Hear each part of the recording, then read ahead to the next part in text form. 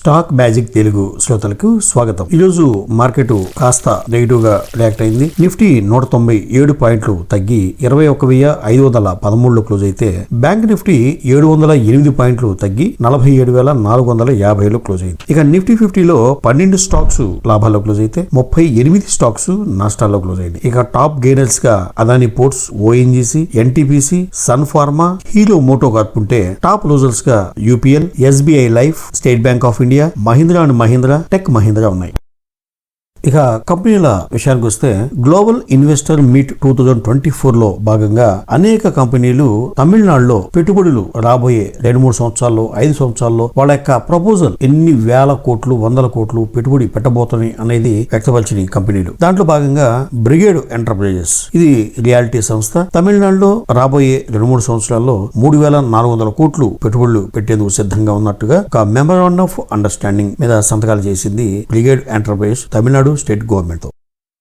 అలాగే అదాని ఎంటర్ప్రైజెస్ 42,700 కోట్లు తమిళనాడులో పెట్టుబడులు పెట్టడానికి సిద్ధంగా ఉన్నట్టుగా అదాని ఎంటర్ప్రైజెస్ ప్రకటించింది. అలాగే తమిళనాడులో పెట్టుబడి పెట్టడానికి ముందుకొచ్చిన మరో కంపెనీ క్యాప్లిన్ పాయింట్ ల్యాబొరేటరీస్, ఈ కంపెనీ 700 కోట్లు రాబోయే కాలంలో పెట్టుబడులు పెట్టబోతున్నట్టుగా ప్రకటించింది.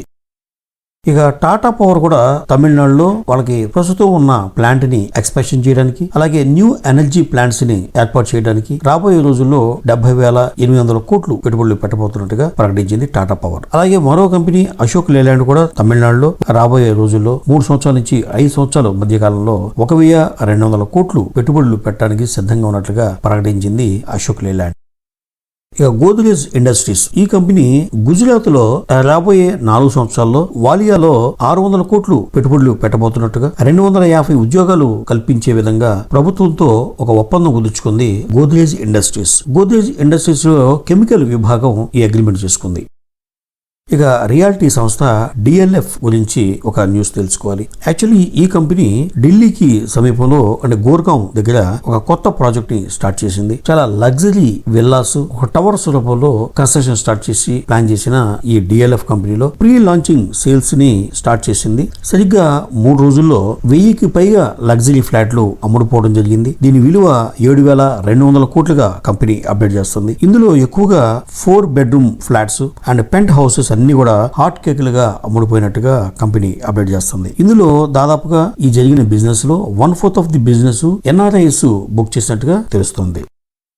ఇక కళ్యాణ్ జ్యువెలర్స్ షోరూమ్స్ గడిచిన క్వార్టర్స్ లో ప్రస్తుతం Q3 క్వార్టర్ లో కూడా బ్రాంచెస్ ని ఇండియా వైజ్ ఎక్స్పాన్షన్ చేయడం జరిగింది. అయితే ఈ కంపెనీ ప్రతిష్టాత్మకంగా 250వ షోరూమ్ ని అయోధ్యలో మార్చిలోగా ప్రారంభించనున్నట్టుగా కంపెనీ అప్డేట్ చేస్తుంది.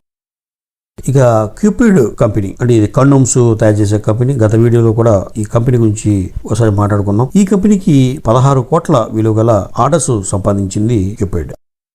రెఫాక్స్ ఇండస్ట్రీస్, ఈ కంపెనీ షేర్లని దానికి సంబంధించిన నిర్ణయం తీసుకోవడానికి ఈ నెల 24వ తేదీన బోర్డు సమావేశం కానుందని అప్డేట్ చేసింది రెఫాక్స్ ఇండస్ట్రీస్. జిఎస్ఎఫ్సి, ఈ కంపెనీ ఇది fertilizers company. Ammonium sulphate manufacturing plant ని వడోదరలో ఫెర్టిలైజర్స్ నగర్ లో ఈ రోజు ప్రారంభించడం జరిగింది. ఇది 1,32,000 మెట్రిక్ టన్నుల అమోనియం సల్ఫేట్ ని సంవత్సరానికి తయారు చేయగల సత్తా ఉన్న ఈ ప్లాంట్ ని ఈ రోజు ప్రారంభించినట్టుగా కంపెనీ అప్డేట్ చేస్తుంది.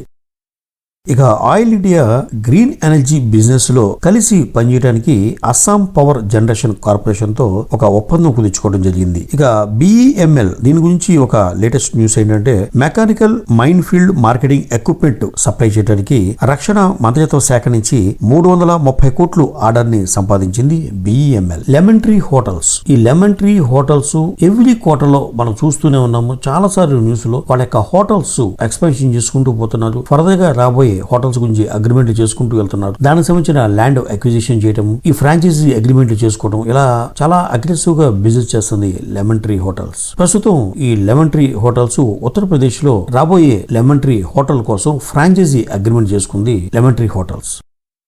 ఇక కర్ణాటక బ్యాంక్, ఈ bank satin credit care network కలిసి రూరల్ అండ్ సెమీ అర్బన్ ఏరియాలో ఈ గ్రామీణ మహిళలకి జాయింట్ లయబిలిటీ గ్రూప్స్ కి ఫైనాన్స్ చేసే నిమిత్తం ఈ 2 సంస్థలు అంటే Karnataka bank and satin credit care network ఒక ఒప్పందం కుదుర్చుకోవడం జరిగింది. ఇవ్వండి ఈ రోజు వార్తల్లోని ముఖ్యాంశాలు. మరో ఇంట్రెస్టింగ్ వీడియోతో మళ్ళీ కలుద్దాం. అంతవరకు సెలవు.